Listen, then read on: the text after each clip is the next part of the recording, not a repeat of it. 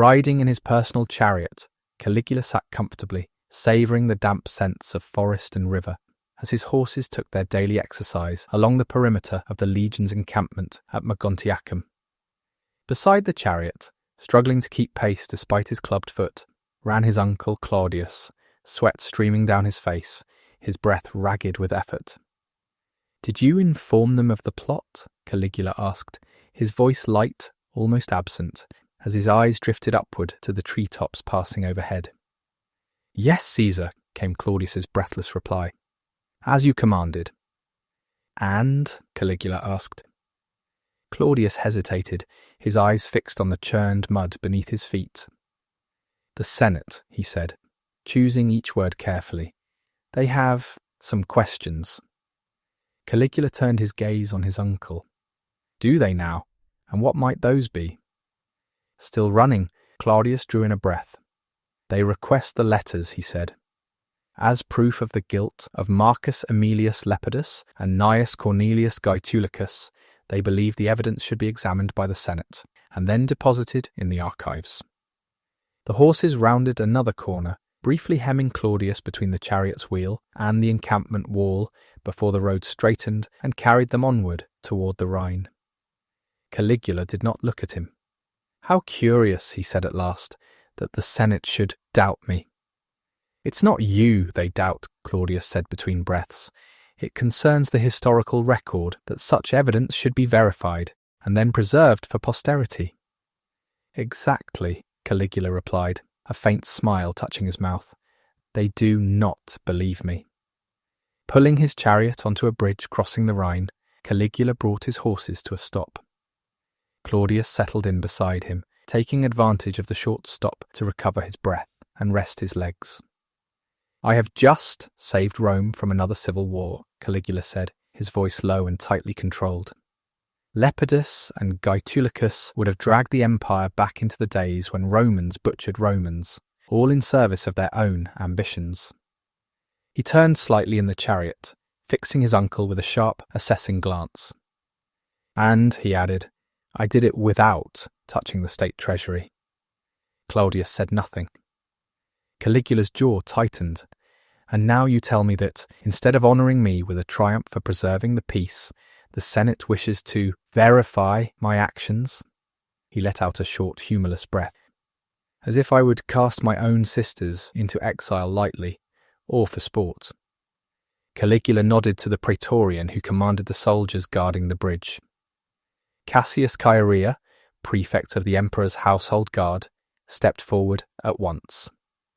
From beneath the seat of his chariot, Caligula drew out 3 daggers. "Send these on to Rome," he said, his voice flat with contempt as he pressed the weapons into Cassius's hands. "In honour of my saving the Republic," Caligula began, "and the lives of those miserable old men in the Senate, these are to be dedicated to the god Mars Ultor within his temple." He gestured with his chin. "One for Gaetulicus, one for Lepidus, and the third for my sisters, all of whom conspired to have me killed." Cassius swallowed and slid the daggers into his satchel.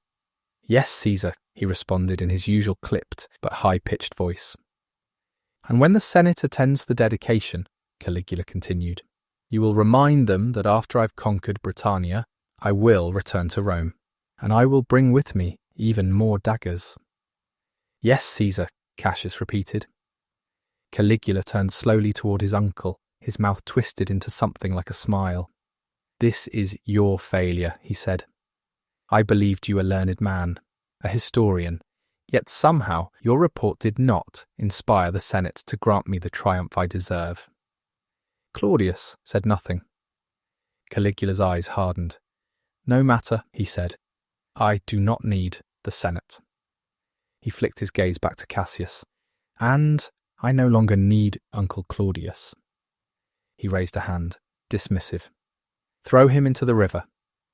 With a sharp snap of the reins, Caligula wheeled his horses forward and drove on, leaving Claudius behind as soldiers closed in around him, the Rhine churning darkly beneath the bridge.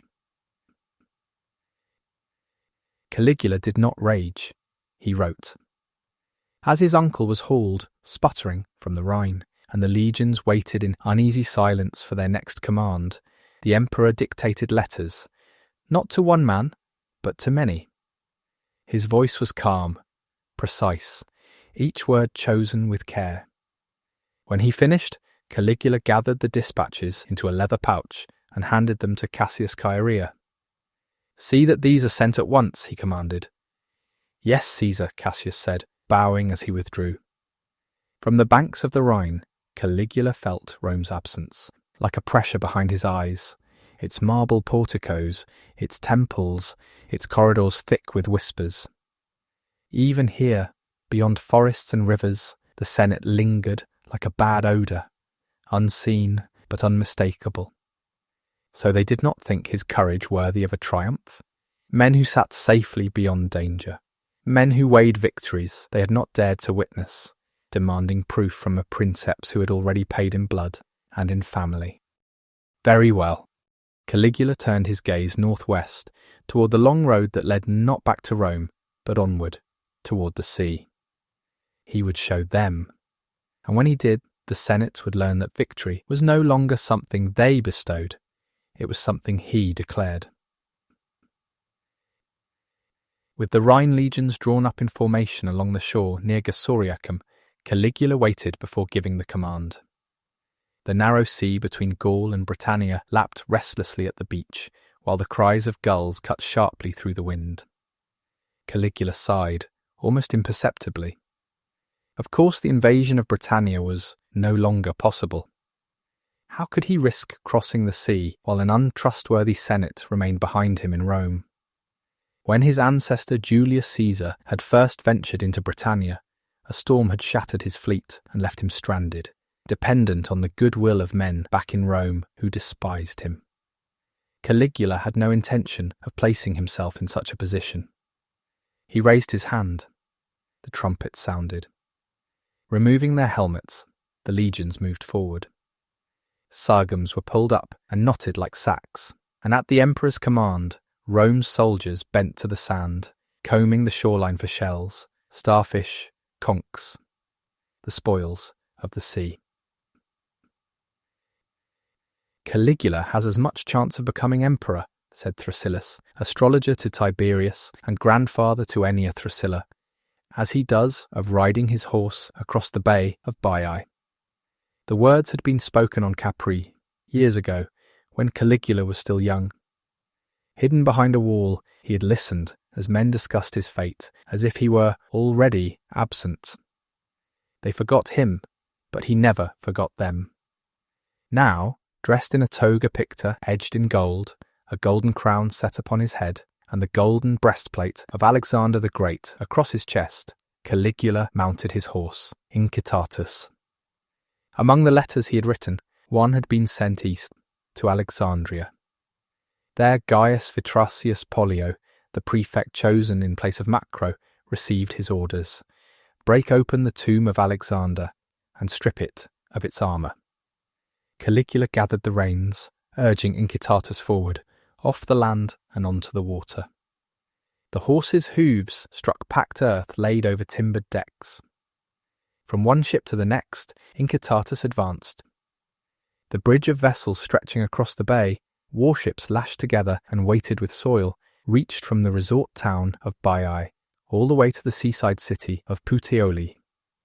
Upon the floating bridge, thousands cheered as the emperor rode past in all his splendour. Behind him, the legions followed, distributing the spoils of the sea, the shells gathered at his command, tokens gifted to the celebrating crowds, along with coin. They feasted, they drank, and all of it was paid for by their beloved emperor, Gaius Julius Caesar Germanicus. For 3 days, Caligula rode back and forth across the bay of Baiae, presiding over a celebration that swallowed the coast of Naples whole. By the 3rd day, as the revelry began to wane, much to the distress of those who had grown used to endless wine and spectacle, travellers began to appear from Rome. They had heard. The Senate had refused to honour Caligula with a triumph, so he had celebrated one without them, and without the city of Rome. At last, It was not only he who understood what the Senate truly was, a gathering of fools who believed they knew best yet never dared to act, but now the people were beginning to see it as well. With his triumph complete, his victory over the plot of 3 daggers made plain for all to witness, and the Senate duly diminished, Caligula ordered the bridge dismantled. It was time now to return to Rome and make some much-needed changes.